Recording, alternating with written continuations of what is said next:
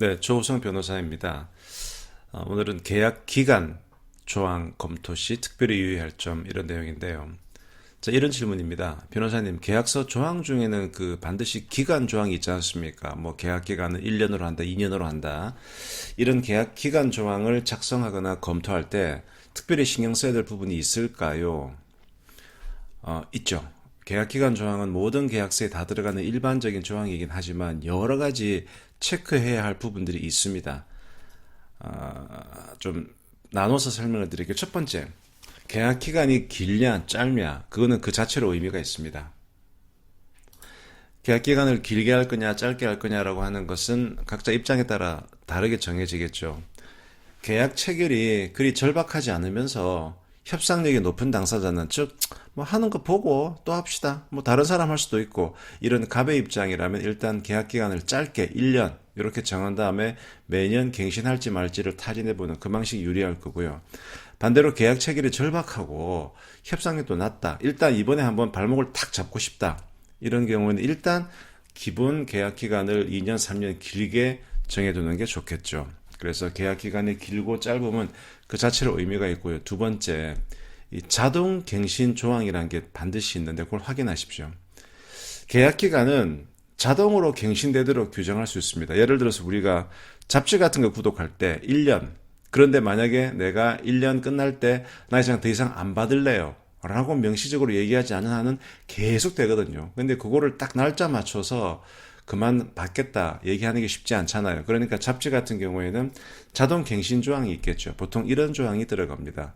본 계약의 유효기간은 계약일로부터 1년간으로 한다. 단 계약 만료일 1개월 전까지 당사자 일방으로부터 반대 의사 표시가 없을 경우에는 본 계약은 동일한 조건으로 1년간 자동 연장되는 것으로 한다. 이렇게 오토매틱 자동으로 연장되는 이렇게 할 수도 있고요. 반대로 우리가 뭐 카드나 잡지 할 때 아니야 나는 딱 1년 딱 끝나고 일단 계약은 끝나고 할지 말지 내가 하고 싶을 때 다시 연장하겠어 이렇게 할 수도 있잖아요. 이 경우에는 자동 종료되게 규정할 수도 있어요. 보통 이런 문구가 들어가죠. 본 계약의 유효기간은 계약일로부터 1년간으로 한다. 단 계약 만료일 1개월 전까지 당사자 일방으로부터 반대 의사표시가 없을 경우에 본 계약은 계약기간 만료로 종료된다. 이렇게 되어 있으면 내가 별도로 계약 계속하겠어요 라는 의사표시를 하지 않으면 계약은 1년 기간 만료로 팍 끝나게 되죠. 즉 어떤 방식을 택할 것인가, 자동 갱신으로 갈 것이냐, 일단은 종료되는 걸로 갈 것이냐는 것은 또 각자 입장에 따라서 선택할 수가 있을 겁니다.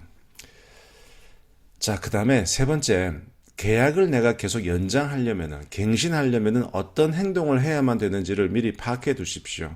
요거는 위에 갱신 조항에 대한 설명에 이어지는 내용인데요. 이 갱신 조항을 보면 계약을 갱신하기 위해서 어떤 행동을 해야 하는 그런 경우도 있어요. 즉 가만히 있어도 갱신되는 경우도 있겠지만 예를 들어서 뭐 이런 조항이 있을 수 있습니다. 본 계약의 유효기간은 계약일로부터 1년간으로 한다. 단 계약 만료일 1개월 전까지 당사자 일방으로부터 반대 의사표시가 없을 경우에 본 계약은 계약기간 만료로 종료된다. 즉 이거는 자동 종료가 원칙이에요. 이렇게 돼 있으면은 내가 계약을 갱신하고 싶으면은 계약 만료일 1개월 전에 저 계약 갱신하랍니다. 이런 뜻을 내용 증명으로 통보를 해야 됩니다. 이렇게 적극적으로 하지 않으면 계약은 종료되고 말죠. 그래서 만약에 여러분들이 을의 입장에서 계약을 계속 갱신하고 싶다. 그런데 갑의 입장에서는 요번에 그냥 계약 싹 그냥 끝내버리자. 그래서 을이 계약 갱신에 필요한 행동을 안 하면 그냥 바로 확 날려버려야지 이렇게 생각할 수가 있거든요. 그래서 계약을 갱신하고 싶은 을의 입장이라면 날짜를 잘 맞춰가지고 내가 계약을 연장하려고 그러면 내가 어떤 행동을 해야 되는지를 파악을 해서 그 행동을 해야만 됩니다. 자, 그 다음에 네 번째, 이런 조항이 되게 많아요. 동일한 조건으로 1년간 연장된다. 이런 문구를 되게 많이 쓰거든요. 그러니까 뭐 계약이 연장되면은 앞서 했던 그 조건 그대로 뭐 가는 거지 뭐. 특별히 문제는 없어 보이는데 이 동일한 조건으로 1년간 연장된다라는 문구가 경우에 따라서는 예측하지 못한 손해를 불러오기도 합니다.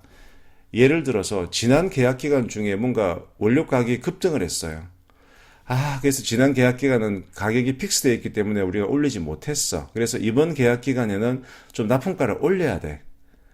그런데 이 납품가를 올리려고 하는 생각과 또 계약 갱신하고 이게 막 엮여가지고 계약이 자동 갱신으로 확 되어버리면 계약서에 동일한 조건으로 갱신된다 이렇게 되어 있으면 납품가를 올리려는 시도 자체가 원천 봉쇄되죠. 왜냐하면 동일한 조건으로 연장되기 때문에. 따라서 뭐 납품 단가나 로열티 레이트나 이런 변동의 가능성이 있는 변수들은 요거는 자동 연장이 아니고 별도의 합의를 거쳐야만 확정되는 걸로. 즉 기간은 일단 갱신되지만 이런 변수들은 별도 합의를 거쳐야만 확정되는 걸로 한다. 이렇게 별도의 특약 규정을 하는 게 좋습니다. 그래서 이런 문구를 쓸 수 있겠죠. 본 계약기간 만료 1개월 전까지 갑 또는 을이 갱신 거절의 의사표시를 하지 않을 때는 본 계약은 목적물의 단가 및 로열티 레이트를 제외한 나머지 부분에 한해서는 동일 조건 하에 1년간 갱신되는 것으로 한다. 단 목적물의 단가 및 로열티 레이트에 대해서는 별도의 합의를 거쳐야만 확정되는 것으로 한다. 이렇게 좀 빼놓는 거죠.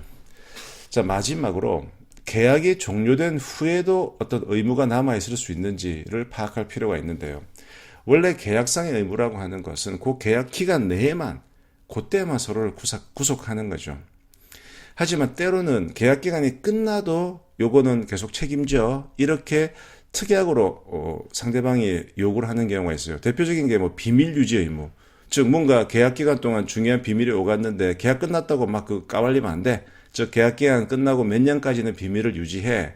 또 뭐 하자담보 책임. 네가 물건 납품했는데 그리고 돈 주고 다 끝났지만 이 물건 쓰다가 뭐 1년 내, 2년 내, 3년 내 문제 생기면 책임져. 뭐 이런 것들이 다 그런 겁니다. 그래서 뭐 계약 기간 끝나도 필요에 따라서는 의무가 존속될 필요는 있는데 그게 너무 장기간일 경우에는 일정 기간 내로 좀 제한, 예를 들어서 뭐 계약 종료 후 1년 이내라든가 이렇게 제한할 필요가 있습니다.